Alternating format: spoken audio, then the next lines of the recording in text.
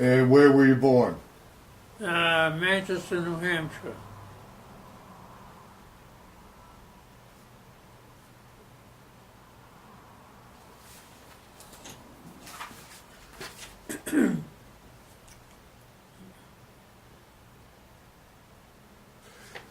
Would you please state the war that you participated in and your branch of service?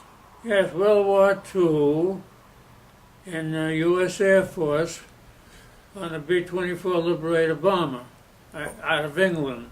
Okay, and your rank, sir? I was tech sergeant, 5 stripes. Were you drafted or did you enlist? I think I was drafted, but I was going to enlist at the same time. And my 2 brothers, same time. They went in the Navy, I went in the Air Force. Okay. I left Pratt and Whitney at that time. Where were you living? Let's see, at that time I was living in Derry, New Hampshire. That's near Manchester. Why did you join the Air Force? Air Force, well, there were so many things about my feelings of the war that was terrible, of course. I didn't like it, but I went in for my country. And I love my country. This is it. My inheritance is from Greece, but I served here. This is the way I felt, and I'm glad I went in. Why did you choose the branch of service that you joined? Well, what happened? See, when they sent us to Miami Beach they sent us to Miami Beach for our basic training, and while we were there, we were picked. I was a musician, by the way, and being a musician, my way of listening to things and working with different things, they put me in the Air Force, and I agreed to take it. And it was a tough life. I didn't make that many missions, but it was a little bit tough.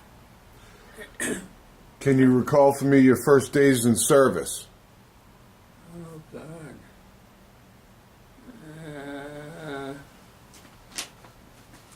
Well, I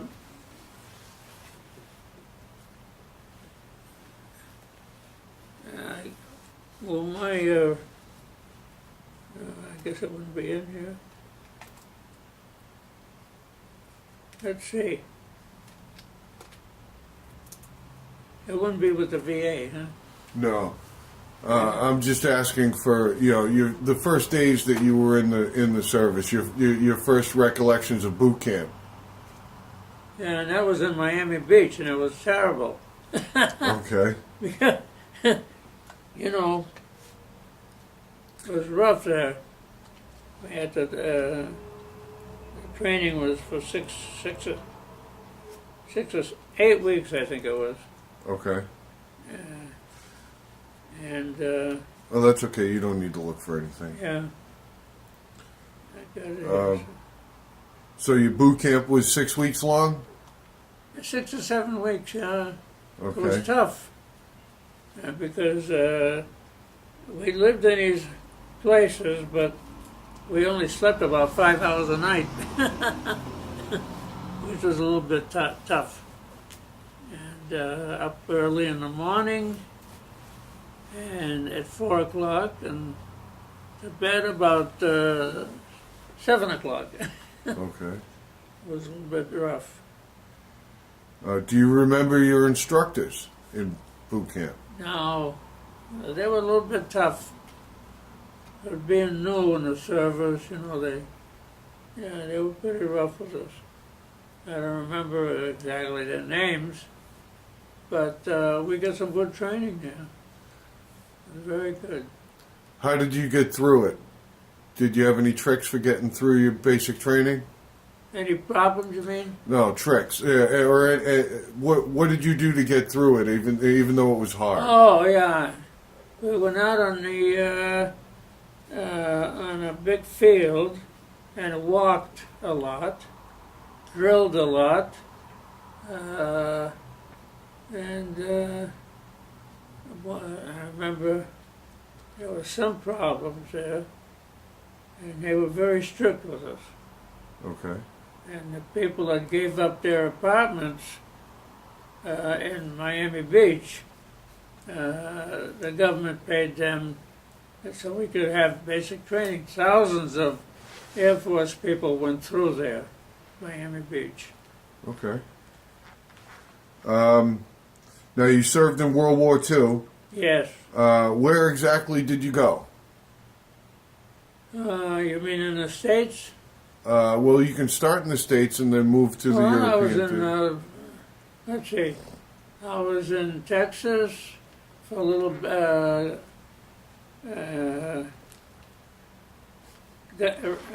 gunnery school a little bit, only a few weeks. Then I went to Sioux Falls, South Dakota, and I passed, I think it was 28 words a minute. I stayed there about, let's see, about 5 months until I knew the code very well, because in the B-24, you have to know your code very well to send messages, not during the raid, or anything like that. I didn't make many missions, but it was. We flew to South America, and we flew our plane up to England. We were stationed in England for a few months, and it got shot down. All right. Do you remember arriving in England? What was it like? Oh, they were very nice to us. The British were very good, because they treated us like wonderful treatment. It was, they were very good to us, the British, and they were our allies, And what was your job assignment with the B-24s? What were they called? B-24 Liberator bombers. Liberator bomber. What was your assignment on that aircraft? I was a top turn gunner and a radio operator, sending messages to anywhere in the world that, that we wanted to send them to. We sent them to, from here, we sent them all over the country, and when we started going up towards Africa, I think the Germans had already left there, and at that time, and we had, it was quite an experience. We went up to England and made a few missions, and got shot down. Okay, so you definitely did see some combat. Yeah, well, we made a few runs over, when the Germans still had France. And the major combat that I got shot down was in Friedrichshafen, Germany. And we had just dropped our bombs, and we got hit underneath where the bombs were. We had dropped them already, and then we lost 2 engines at 38, I think it was 38,000 feet. We lost that 2 engines. We had to drop down to 8,000 feet. So the pilot gave us an option, whether we wanted to bail out, and we would be captured right away. And we were about probably 50 miles from the Swiss border. Or he said we could try to make it into Switzerland. Now, the guy next to us got blown up. The plane went down. I don't know what happened there. It was pretty rough. So we were interned in Switzerland for a year. It wasn't well, they were pro-German at that time. We didn't, the food was a lot of dairy stuff, and we never had eggs or meats, you know. Okay. Do you remember what shot you down? Was it a fighter pilot or was it a flak from anti-aircraft gun? It was flak. Okay. Flak. Now, you had mentioned that another aircraft was shot down. Were there any casualties in your unit? We never heard anything. Out of 28 bombers that we had from our bomb group in England, we lost that day, I think it was 14 bombers that went down. A couple went into Switzerland. Some of them never made it. They got blown up. It was a terrible mission. It remains always, you know, with you. Right. Yeah. The guns that you used in the aircraft, what kind of guns were they? Let's see now. Were they 50 caliber? 50 caliber. Okay.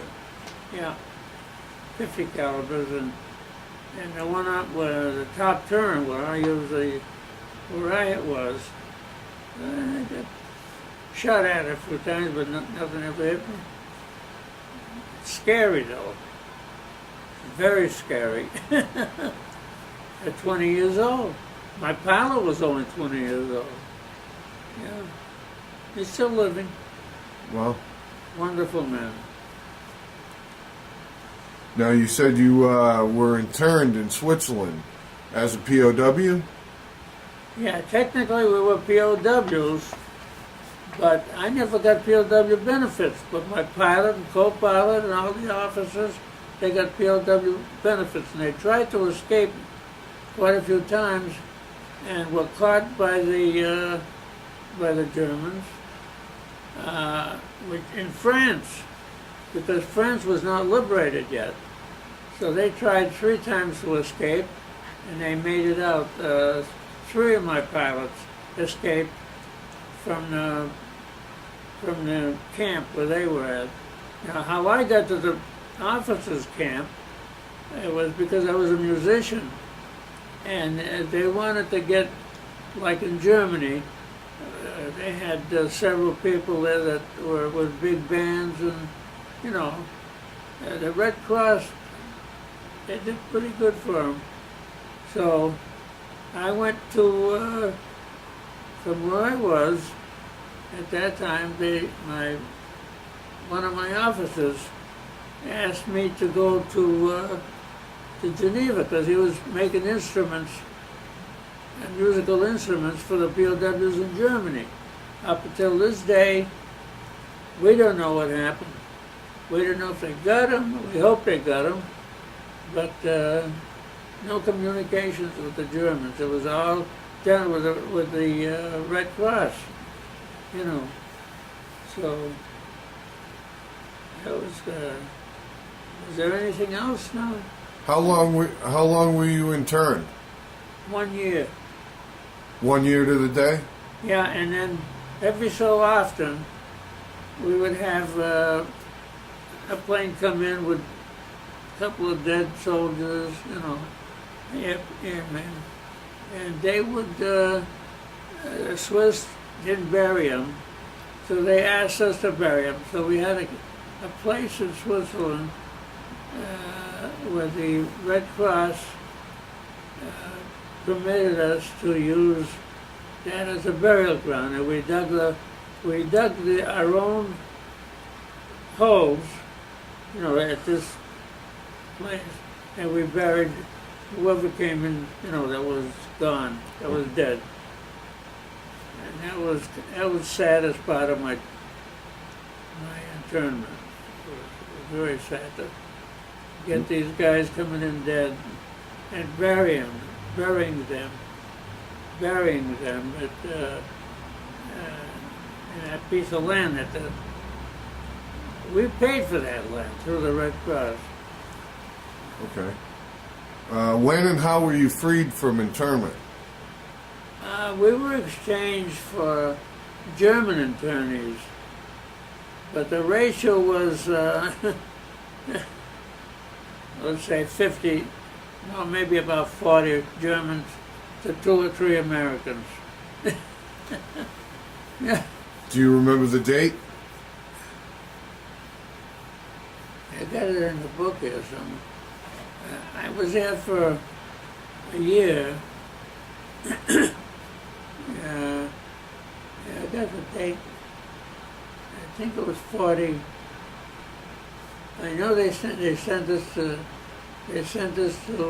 France when France was liberated, and we were exchanged for German internees of POWs.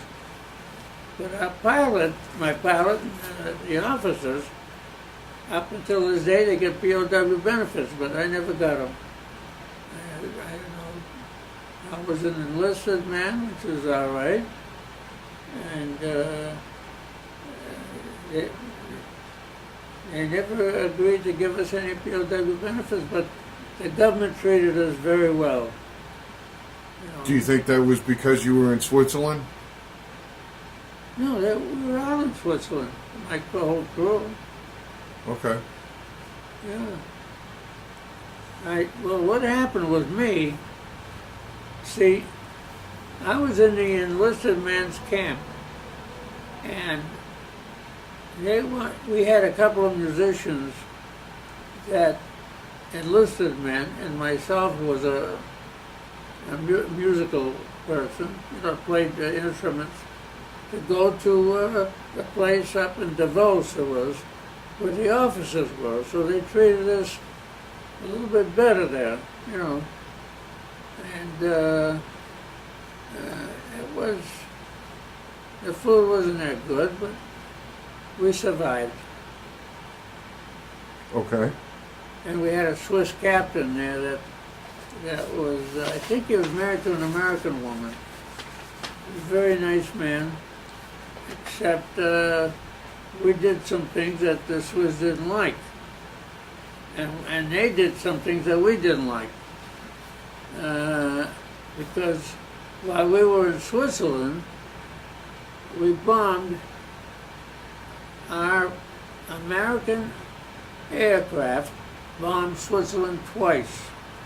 And I've got books here to prove it. But very few people know about that. Switzerland was bombed by the Americans 2 times. 2 times. Okay. And that was quite a story. Yeah.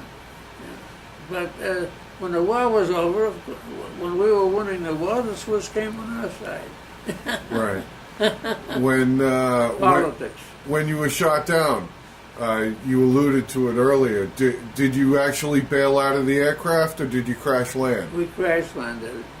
And Yeah, as soon as we got across the border, the Swiss fighters picked us up, and my pilot says, "Don't shoot at them because they're Swiss planes with a cross, And so my pilot said, their pilot said, "Come with us, follow us, and we'll show you where to land." So we landed in a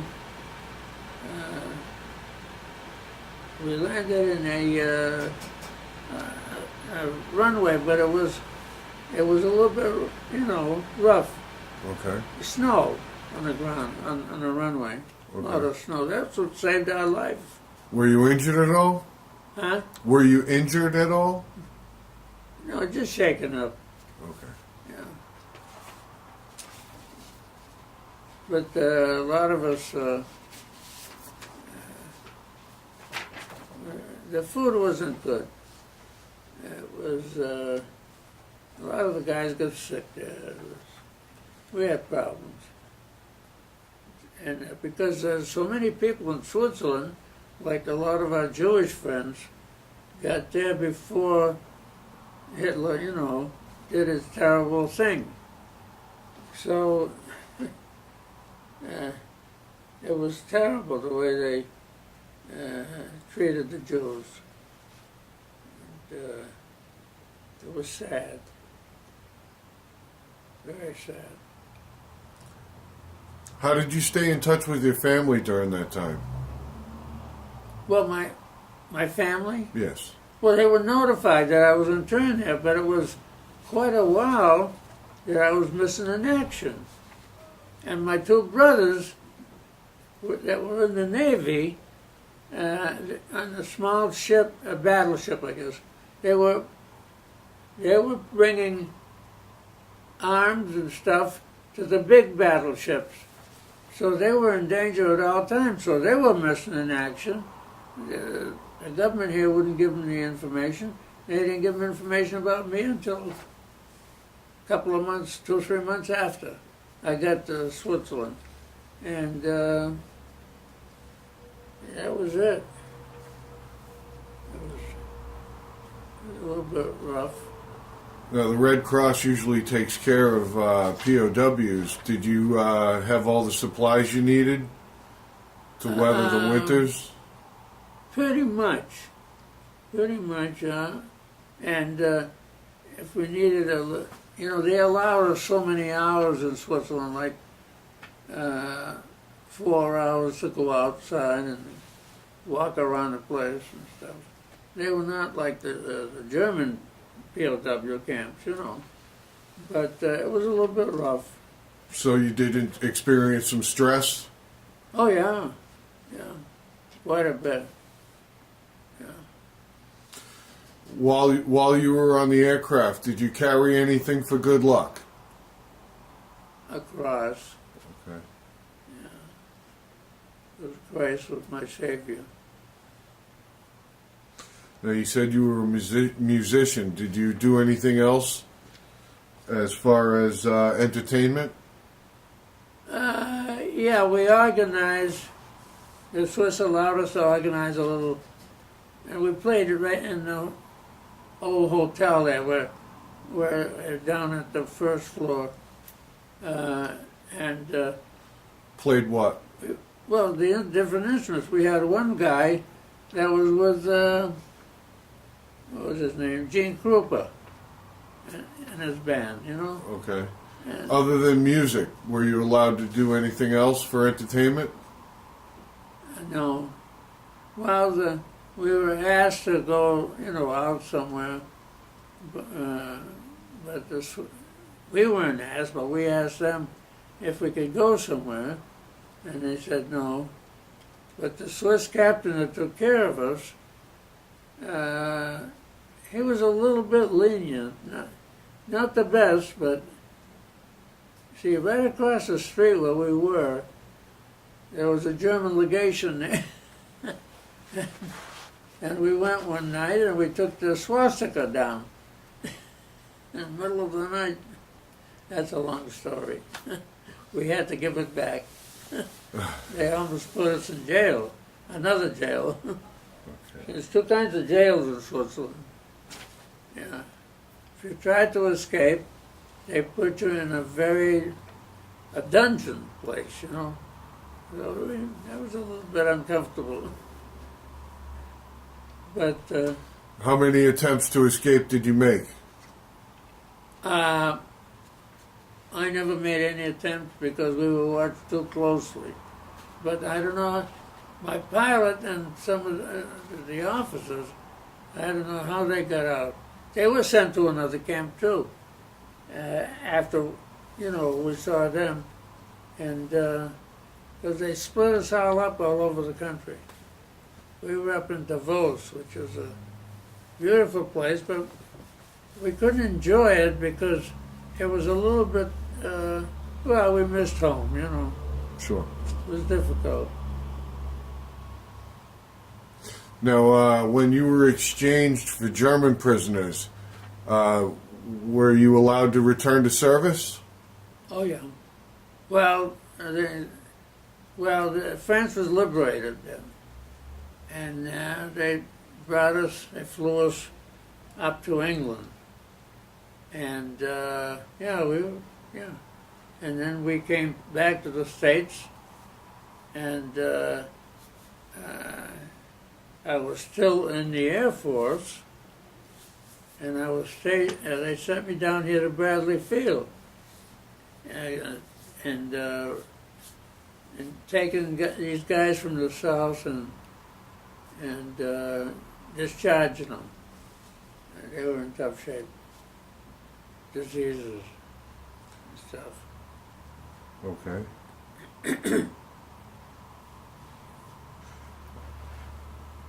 Other than the entertainment that you provided with musicians, with other musicians. We had a little band, you know. Right. The Germans had the same thing.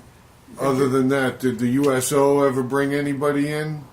No. No? You never saw any USO shows while you were in the service? No. Not in Switzerland. No. In England, maybe? We couldn't go anywhere. Huh? In England, maybe? Did you see any USO shows? No. No? Do you recall any particularly humorous events? Any what? Humorous events, funny events. Money events? Funny, humorous. I don't think so. I don't assume, but it's one of the questions, just Yeah. in case. No, they were a different type of life there. See, the Swiss were pro-German until we started winning the war. Right. And then they warmed up to us. They weren't mean or anything, but they were just against the Americans. Other than stealing the swastika flag, did you ever pull any pranks? No, I think that was the only thing we did. Okay. The bad thing that we did. But it was quite an experience, let me tell you. What did you think of the other officers that you served with? We had one captain that I was with in the officers' camp. There was about 8 or 9 men that were not officers because they were musicians, and they brought them up from the camp to this place where we went. But they had there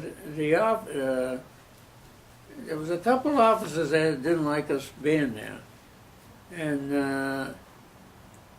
they tried to pull their rank, and the Swiss said the right thing, that you have no authority here, none whatsoever.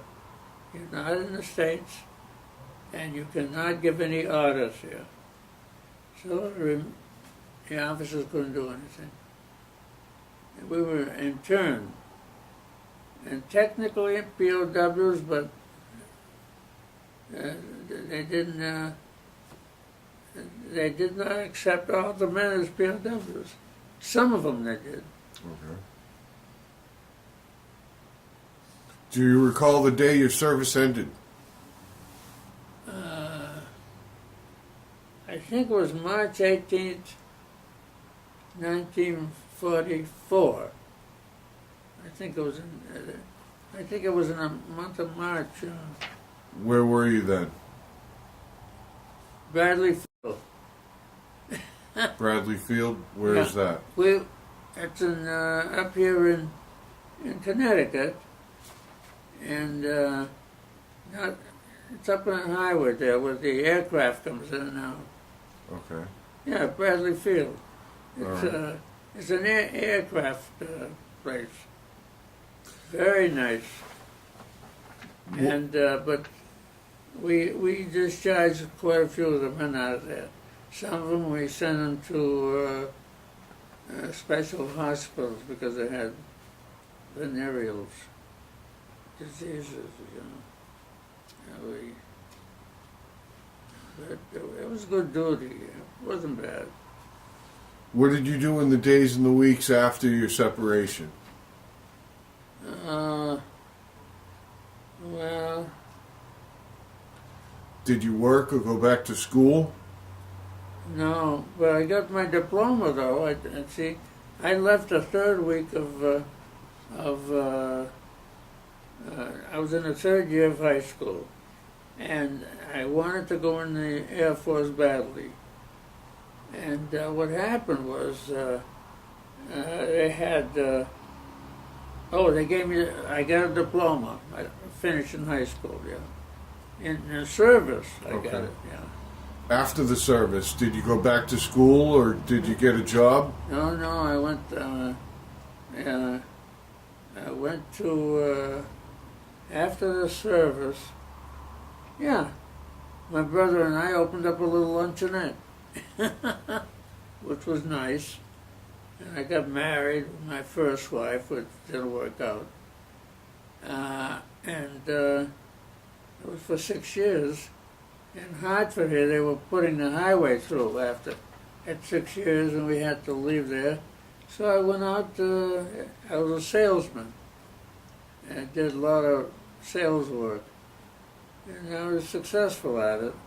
And after my first wife and I divorced, I married a lady from the old country, from Greece. She was a very nice woman. And we had 4 boys. Okay. Which was nice. You had mentioned that you still keep in touch with the pilot of your aircraft? Yeah, he's in Florida. Okay. I haven't talked to him for about 3 or 4 months. But he calls me all the time. He's not in good shape. He's getting old. Yeah. Like me. We got the same month birthday. Yeah, November. Very nice man. After your service, did you join any veterans organizations? Yes. I was in, let's see. I joined the VFW, Veterans of Foreign Wars, and I joined the, let's see, there was another one there. And that was in Manchester, when I lived in Manchester here. I joined the Legion, American Legion, yeah. Okay. That was nice. Right, we're almost done. That's, So you said you were in sales after the war. Was that your only career? what's that? You were in sales after the war. Was that your only career?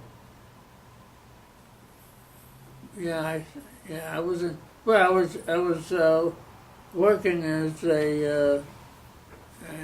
We went to different cities, and what we did was we sold beautiful photographs of the children in a different big outfits like the big stores, and we did pretty well there.